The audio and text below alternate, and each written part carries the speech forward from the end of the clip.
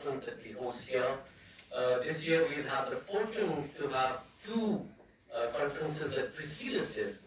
The first one in Bangalore, thanks to Sadhana Rao and the Bangalore International Center, Vikram and MAT ma'am. And the second in Bombay, thanks to Asad and the Abbott Center and Bunny and her colleagues at the Royal Opera House. And of course, this is the culmination of this year's program. Lily Pandya, Joint Secretary, Ministry of Culture, Dr. Jyotsna Suri, and all my colleagues here at FICCI and the creative sector are welcome to today's conference. Even as we're being sort of smothered with smog outside and we've escaped into this air-conditioned confined, one of the things that we need to debate about is how does culture impact any of this? We've seen during the G20 conferences and celebrations that apart from the official communiques that came out and the many discussions that happened over a year, the one thing that separated India from all of the earlier G20 conferences was the fact that they situated each conference in a different place. They set it against a heritage setting.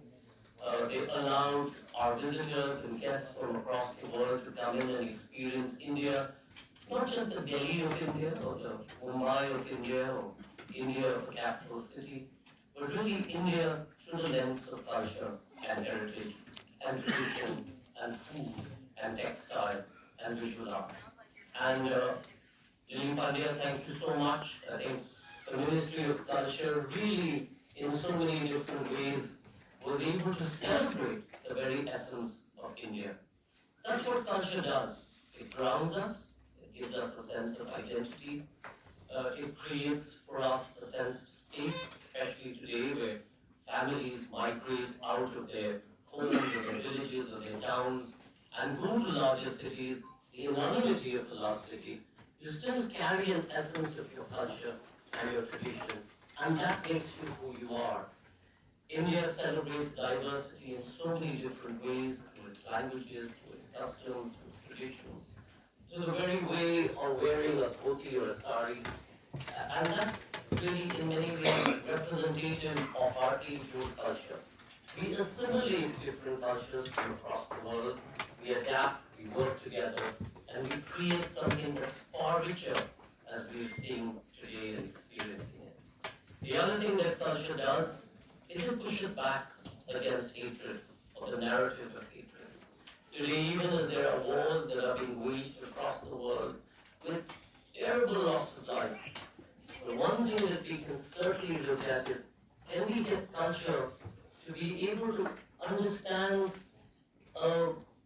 another people's world, another people's worldview, another people's religion, their color, their traditions, and by understanding that, push back on ignorance. Because if we push back on ignorance, we can push back on hatred that arises from ignorance. And by pushing back on hatred, you can push back on the violence that we're seeing around us. And we are being subsumed by this violence.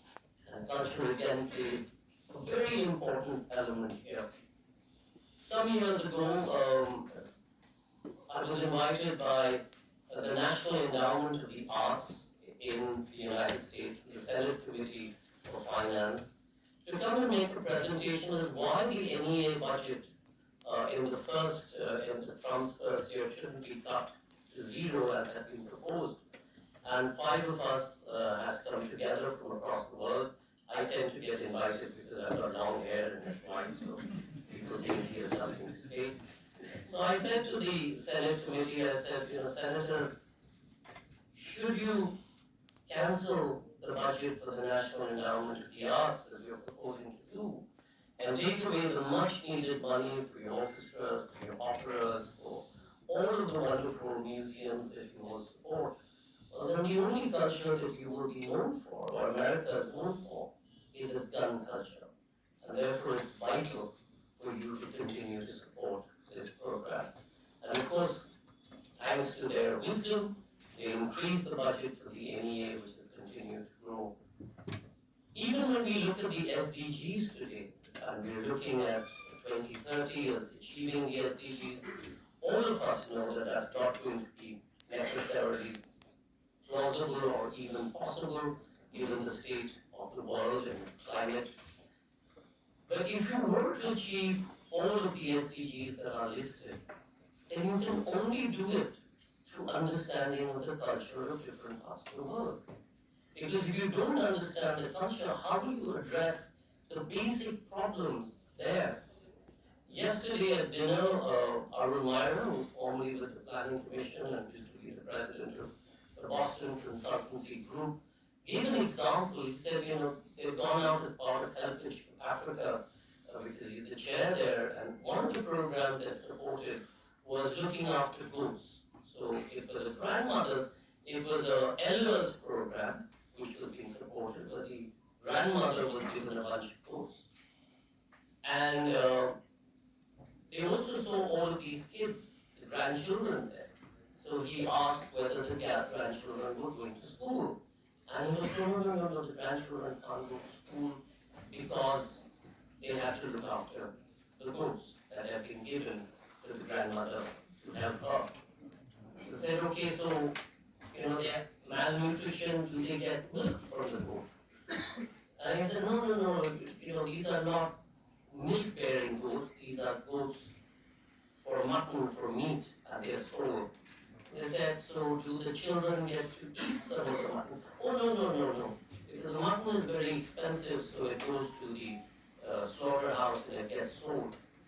So you created a program to help the grandmother as part of an elderly program without understanding the very basic necessity there, which was to help the children. So in all of this, we need to look at culture and tradition. This effort that we do at FICCI, and FICCI is one of the few industry organizations that looks seriously at the business of culture, is really to try and tie all of this together. What's the impact of infrastructure and what's the linkage with culture? We hear some of that today.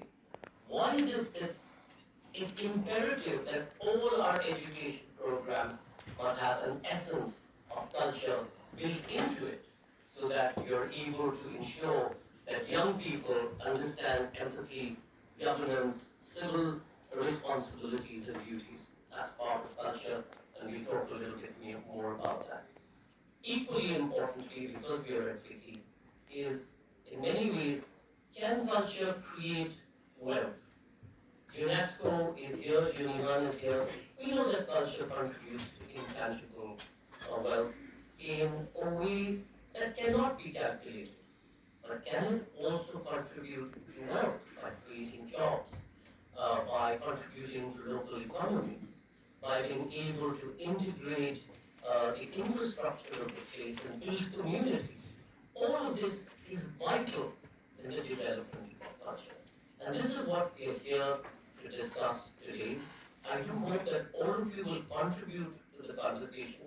The idea is not to make it just one way of doing just listening.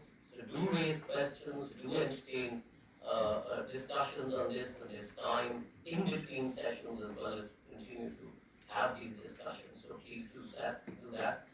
And again, just on behalf of my colleagues at FICCI, Dr. Suri, and Vikash and Manish, a big thank you to Virasat government for helping support this. Of course, to Avid and Art Learning, Sadhana and Asad are co-curators of this particular conference and the series. And once again, to Lily Pandya for being so dynamic, for bringing to the Ministry of Culture a vision and an energy. And I hope that what she's been able to achieve through the G20 program doesn't stop there. G20, India was celebrated. We need to continue and action some of the key findings that were tabled from the G20 report, which we will circulate today. You all can take back some of the culture track reports that came out. And I hope that this will give us a way forward. There's much to be done, There's much criticism to be had as well. But if we look at positive outcomes and work collectively together, whether it's in the private or a non-profit part with government, I think we will collectively be able to achieve much more than we have been able to achieve today. And remember, if we don't do that, if we all don't take on that responsibility, this planet that we call Earth and home is not necessarily going to sustain our life.